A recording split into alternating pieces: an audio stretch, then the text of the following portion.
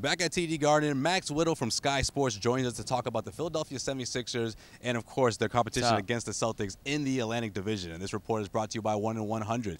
Head over to 1 in 100, your online raffle to score Red Sox World Series tickets, also future Celtics games and other sporting events and concerts going on in the city. That's 1in100.co. Max, you've had a chance to get a close look at this Philadelphia 76ers team. Obviously, you've seen what you saw here at TD Garden, even with the Celtics. Where do you stand in terms of seeing which team is going to come out of the Atlantic Division, at least this early? Which team has impressed you the most? I didn't know we were talking about divisions any longer. That's true. By the way, Adam Silver doesn't want us to talk about divisions anymore. I've accepted that no one's going to take me seriously on this show, by the way. The accent, everything else. No, just see right past that. Don't see right past that. Did you just try to do the accent? Oh, man. You've got to give it a go. You've got to give it a go.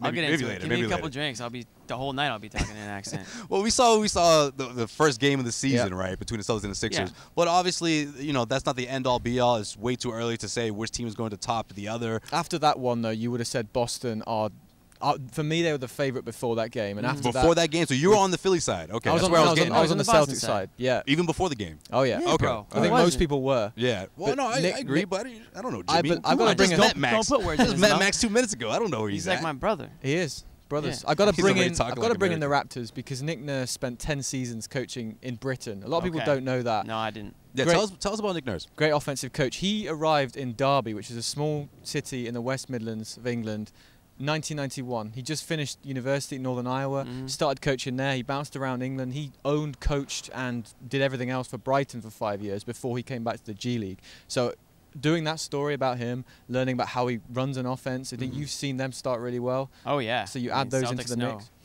Full well how good the Raptors can be. Two things for Boston I looked at this season. How was Gordon Hayward mentally going to recover from last year? And I think we haven't really seen a change from preseason to the regular season where when he drives to the basket, he's kicking the ball every time. He needs to have that layup or that dunk where he takes some contact. Yeah. And the other one, Jason Tatum's popularity and how that affects or doesn't affect Kyrie Irving. I think he's the fan favorite now. I like that. Right. Oh, well, I think he actually is too. That's my favorite take so far. Yeah. And I think I said that after game one. I basically said Tatum might be the #1 option on this team by the end of the year. Yep. What's Kyrie gonna do? Demand a trade halfway through the year? Like, we know what he's like. That's the part of the history adjustment that Kyrie has to make, right? He talked about that. He talked about it, yeah. You know, I'm joking. after I the last obviously game. don't think it's gonna happen. Right. It just goes to show that Tatum's risen up the but ranks so quickly. Don't you wish Kyrie, in a way, hadn't have said what he said at the start of the year, announcing that he was going to stay long term, because that little bit of friction, that storyline's there. Yeah. Yeah. So Celtics, so game one, Celtics play the Sixers.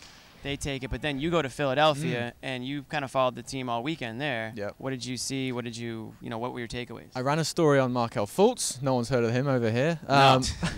We've barely seen the guy. Yeah. I mean, he was supposed to be a Celtic at one point. Wait, no. I don't know what happened. Isn't that Jason Tatum's kid?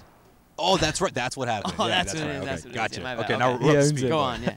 So the warm-up, I filmed the entire thing. He shot 3 air balls during the warm-up, and the most interesting thing I saw... Breaking news. Shocker.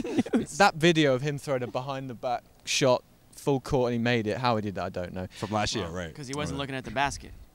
There you go. There you go. Yeah. He was shooting threes with TJ McConnell in the corner. This was a specific drill. Shoot the 3, don't drive.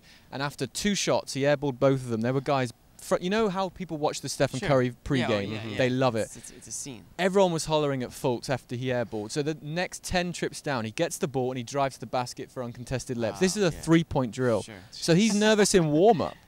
I don't feel good about the guy. I mean, the guy hits one 3-pointer, and the entire city city of Philadelphia absolutely goes bananas. Right. I mean, they're treating this kid like he's a fan just coming out on the court to like play with the pros. Like, the kid gloves are absolutely nuts right now, but I guess they have to give him that positive moment, that positive energy. I don't know what it is. There's a sort of lethargy about his game as well. Oh, don't you God. think the style that he plays I feel like with? every time he walks on the court, he like just woke up from a nap or something. And the hoodie's up, which I don't really like in a warm-up for some reason. It's like get going. Get loose. Get loose. Like, this is the NBA now. Like, you have to go at like 100 miles an hour. Not all the time, but you better be ready to at some point. So. Well, let's talk about Ben Simmons a little bit, because that's a guy who I couldn't believe wouldn't even like try to take more 3-pointers throughout the exhibition season. I mean, like, that's your time to sort of risk things a little bit, because let's face it, the games don't matter. Sure, people are watching, but why not even put yourself out there and just miss the threes, but at least say, hey, I tried. I want to know what he worked on specifically in the summer, because all the reporters I spoke to about Fultz said if you're going to start with the starters and with that talent around you to develop, you have to take 5 to 7 threes. For me, that's the same with Simmons.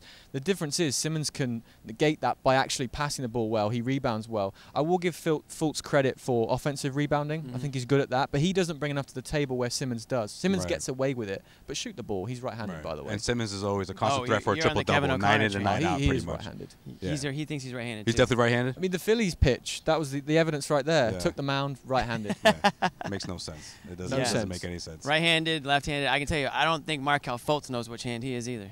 Jeez, just the shade is heavy right sorry. now. And I have to with ask that, you, we'll wrap things up. Oh, sorry. I was going to say, you Sixers or Celtics at this point? Celtics. Yeah, I've been Celtics since last year's playoffs. Through 4 games, I'm not willing to change anything, and I haven't seen enough from anybody else in the Eastern Conference. I will say the Raptors are. I think the Raptors are ahead of the Sixers, to be completely honest. So I agree with that. I think it's Celtics, Raptors, and I think the Sixers are like the 3rd team in, but it's going to fluctuate throughout the course of the season. Yeah, so. Yeah, I agree with that. And I just think the Sixers just didn't make those off-season moves that I thought they would to sort of, get the shooting up there. I mean, J.J. Redick returned, but I just didn't see those type of moves that they needed to make to elevate their roster. Well, with that, we're going to wrap things up here at TD Garden. This has been the Garden Report, CLNS Media.